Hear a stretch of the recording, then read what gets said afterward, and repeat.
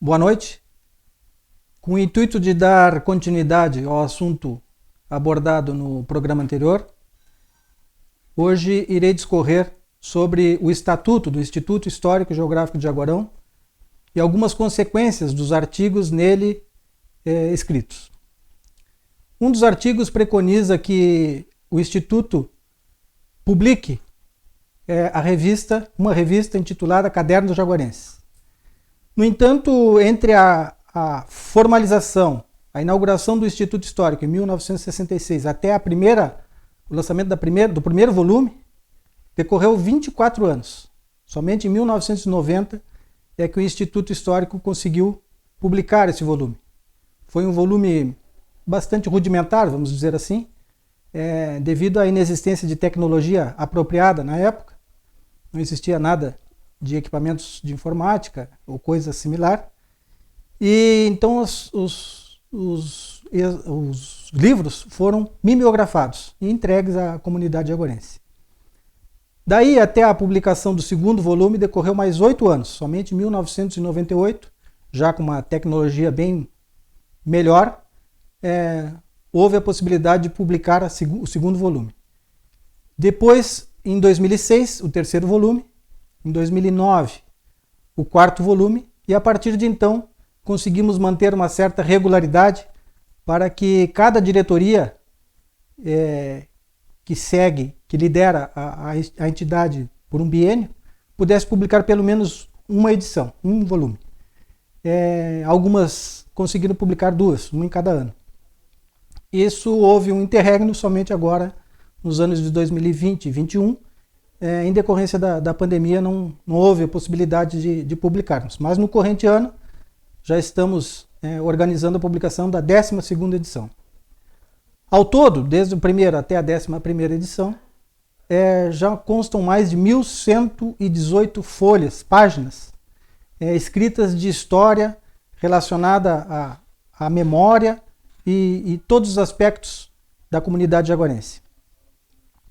Outro item constante no nosso estatuto preconiza que durante as reuniões e durante as atividades relacionadas ao Instituto Histórico não se delibere nada relacionado à política, religião ou outros assuntos que possam ser polêmicos e gerar algum atrito entre os representantes da entidade, os integrantes da entidade.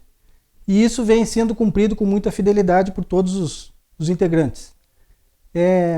Paralelamente a esse artigo, existe que preconiza que aquele que infringir a regra do artigo anterior estará sujeito a alguma penalidade, e dentre as quais a própria exclusão dos quadros de sócios do Instituto. Graças a Deus isso nunca aconteceu, nunca houve a necessidade de se valer desse artigo.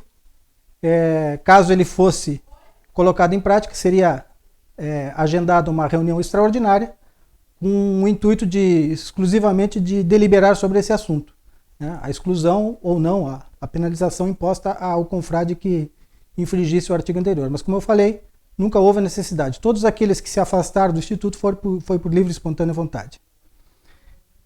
Outro artigo também que eu considero importante é que preconiza que o Instituto fosse subdividido em departamentos ou seções, quais sejam o arquivo histórico, a biblioteca e o museu. O arquivo histórico, isso de fato ocorre, desde os princípios, lá do início das atividades do Instituto, isso vem sendo mantido como regra.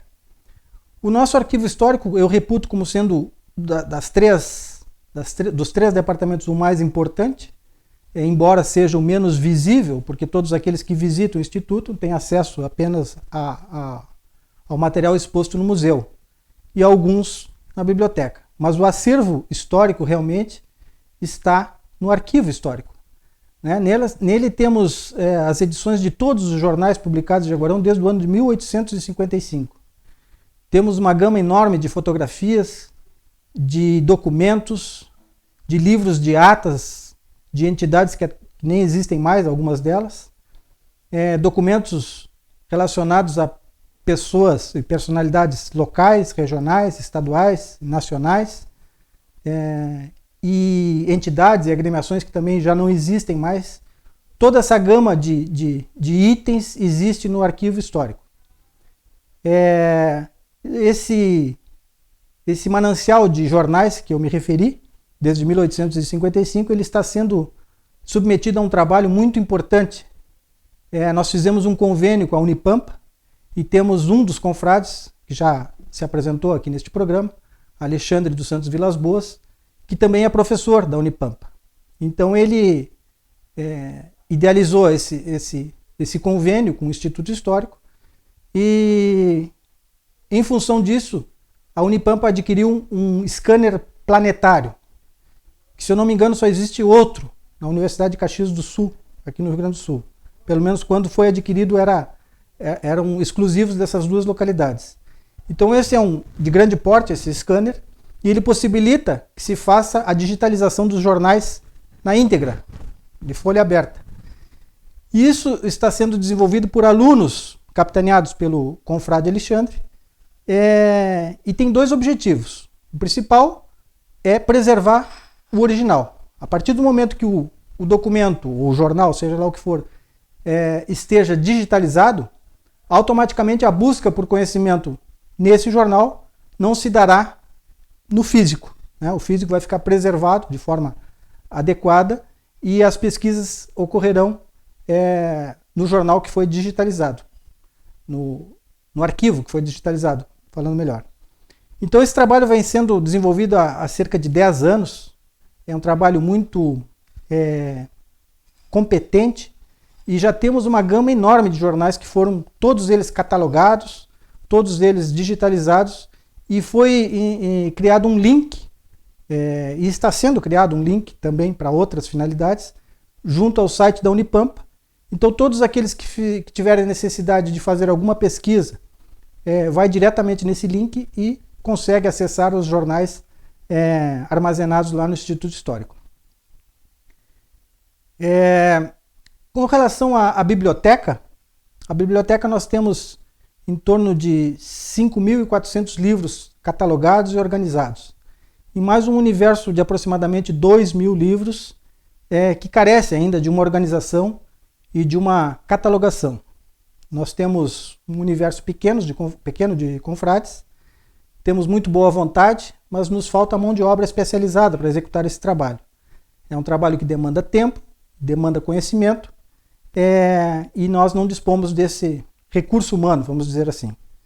Então os livros estão guardados, né, de maneira não apropriada, mas estão lá. Em algum momento tenho certeza que nós vamos conseguir catalogá-los e deixá-los expostos lá para a consulta de forma apropriada. E temos o museu, que é o salão principal do Instituto, logo quando se entra no prédio, onde estão expostos cerca de 3.860 itens já catalogados. Nesse universo tem retratos expostos nas paredes, de figuras ilustres regionais, locais, e estaduais e nacionais. Temos uma coleção de artigos indígenas e de artigos arqueológicos, itens arqueológicos, que foram catalogados e organizados pelo professor Vander Valente, um ex-integrante do Instituto Histórico, natural de Rio Grande, que infelizmente já faleceu, mas que foi o responsável por toda essa organização desse segmento lá no Instituto Histórico. Temos uma coleção de numismática, de moedas, desde o tempo do Império até os dias de hoje. Temos alguns armamentos, alguns uniformes militares, alguns itens religiosos, inclusive a vestimenta utilizada pelo padre Florencio, que recentemente faleceu por ocasião de sua ordenação lá no Vaticano, está lá conosco. Um terço que pertenceu ao padre João Temudo Cabral Diniz, que foi o responsável pelo início das obras de construção da Igreja Matriz, também está lá exposto. Temos algumas curiosidades, como uma xícara onde foi servido alguma bebida, café, chá, ao imperador Dom Pedro II, por ocasião de sua visita a Jaguarão. Temos uma xícara que pertenceu ao general Osório, que tem até um apara-bigode, para não olhar o bigode, curiosa, uma xícara rara. Então esse essa gama de material compõe o nosso museu. Então, fragmentado nesses três departamentos aí: arquivo histórico, biblioteca e museu. A título de curiosidade, me reportando ainda ao arquivo histórico, nós temos lá alguns livros de atas que são extremamente valiosos pela questão histórica. Num deles consta o lançamento da pedra fundamental, ocorrido em maio de 1862, da construção do prédio da Santa Casa de Jaguarão. E nesse livro de atas consta como presença o general Osório, que era comandante das forças militares aqui na guarnição de Jaguarão.